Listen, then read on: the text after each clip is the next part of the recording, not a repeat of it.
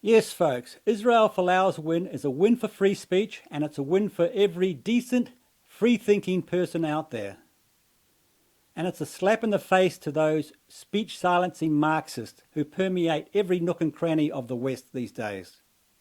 Alan Joyce and Raylene Castle have lost big time. They thought they could bully decent folk into submission, and they lost. And we can thank Israel Folau for that.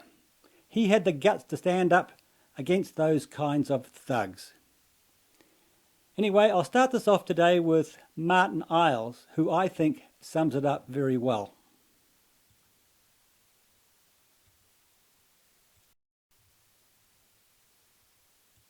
Martin, it's great to talk to you. It's been far too long.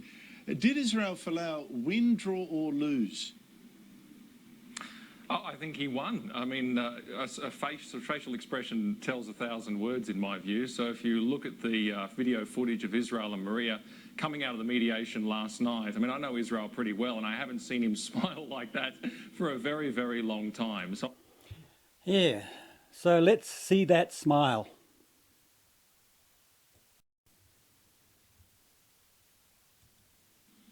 Walking away from Rugby Australia with a heavier pocket and his head held high, a smiling Israel Folau is claiming a victory. And so he should. Anyway, let's go back to Iles.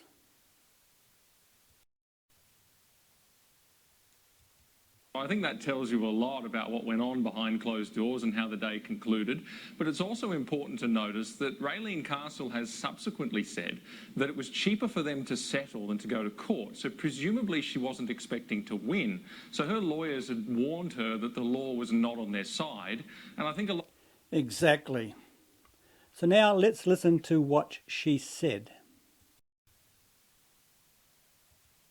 In these types of disputes, what you do try and find is a situation that gives certainly Rugby Australia some certainty. This settlement gives us that, and it also ensured that we were in a situation where the cost to Rugby Australia was less than seeing a trial through to the end of February. So in other words, we knew we were going to lose. Yeah, now back to Iles again. A lot of other people have made the commentary that really Rugby Australia needed this off the agenda so that it wasn't, a distraction or whatever into next year, which probably means that they didn't calculate that the people were on their side either. Exactly, they weren't. And I suspect that actually they calculated correctly on that, just based on the outpouring of support that we saw earlier in the year. So my view is that it was a clear loss. He was the guy who was suing them, and they had to buckle. Now, Martin, I've got an uncanny ability. It's been much remarked of being able to get people to tell me stuff they shouldn't, and I'm going to do this on you. It's been reported that he won $8 million. Rugby Australia says it's wildly inaccurate. Is Rugby Australia right? This is my poker face, Andrew. The reality is I actually don't know the exact answer to that question. Haha, poker face for sure. Of course he knows. But I don't know if money can make people smile, and if it can, pretty big grins last night.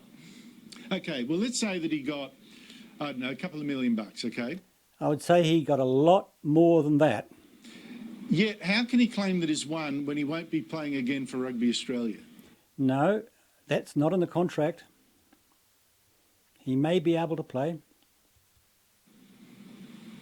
Well, I think it depends how you define the win. Was it money? Was it retribution? Was it something else? Or was it indeed to play for Rugby Australia again? I think there will be opportunities for Israel internationally to play sport again, which he may well take advantage of. But I think that to define the win, you've got to look at what Israel himself said. And I believe him when he says this, knowing him reasonably well. He said he was actually wanting to raise a voice for religious freedom and to actually be someone who could help others in this situation. And there's a couple of fronts on which that has come true. Firstly, I think that that barring a real upset, the government will be introducing in February next year a law which I colloquially call the Folau clause to try and ensure this sort of thing doesn't happen again. And the other side of it is I do think that every bureaucrat and corporate person or someone who's accrued a little bit of power to themselves who thinks that it's okay to ruin someone's career simply because they don't like what they've said, I think it sends a very clear message to them. I don't think there's many big corporates out there, and look, Qantas has gone pretty quiet lately. Yes, it has, hasn't it? I think there's many big corporates out there that want to endure this kind of thing. So I think it sent a very clear message. I'm concerned about that particular issue because I talk to a lot of people who are not famous every other day who have been in sort of similar circumstances, and that message needs to get out there. They can't ruin people's careers over this stuff. I want to get back to that point in a second. You raised $2 million of donations. Obviously, you didn't need them to run the whole court case and the appeal prospectively. What's going to happen to the donations that you did get? Well, all the money that's left over, which I'm pleased to report is most of it, as you would well expect, that's going to go back to the original donors. We're going to make an offer to every single one of them that they can receive a refund on a pro rata basis. So a percentage of whatever's left over, it'll go back on a pro rata basis to everybody who gave.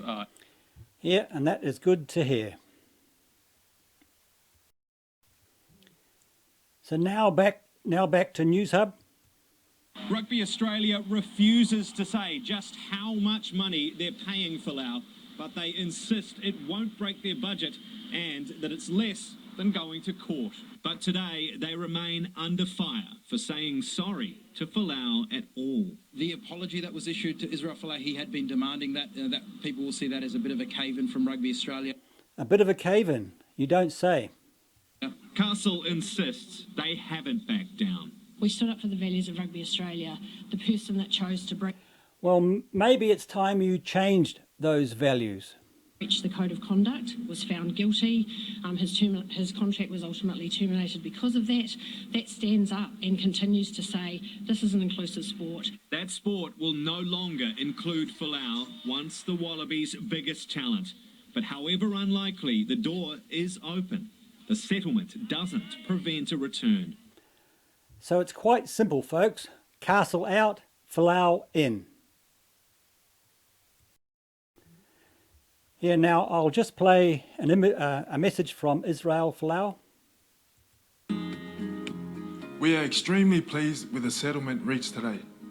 With today's acknowledgement and apology by Rugby Australia, we have been vindicated and can now move on with our lives to focus on our faith and our family. Maria and I would like to thank God for his guidance and strength. Thank you to our supporters for their thoughts and prayers, in particular our families, our congregation, as well as Martin Iles and the Australian Christian Lobby. We started this journey on behalf of all people of faith to protect their rights of freedom of speech and religion.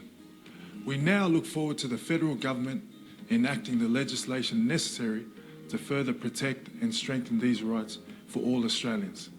Thank you.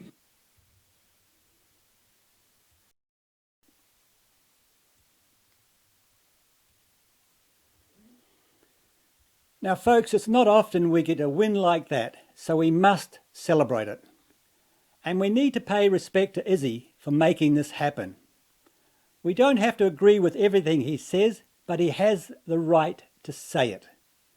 And he has taken the first steps towards giving our voices back as well.